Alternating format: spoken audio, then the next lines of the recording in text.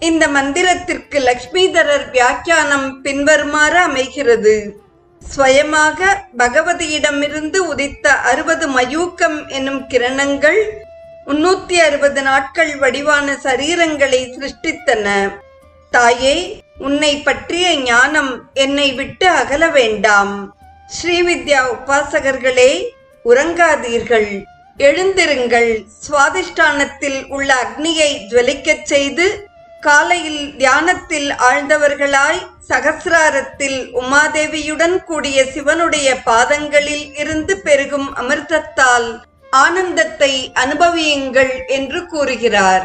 நல்ல உடைகள் அணிந்து யௌவனத்திலேயே உபாசித்து பிறவியை அடைந்தவர்களுள் சிறந்தவனாக விளங்குகிறான். அந்நிலையை தீரர்களும் இந்திரியங்களை வென்றவர்களும் மனதால் தேவதைகளை ஆராதிப்பவர்களுமான தீர்க்கதரிசிகள் அடைகிறார்கள்.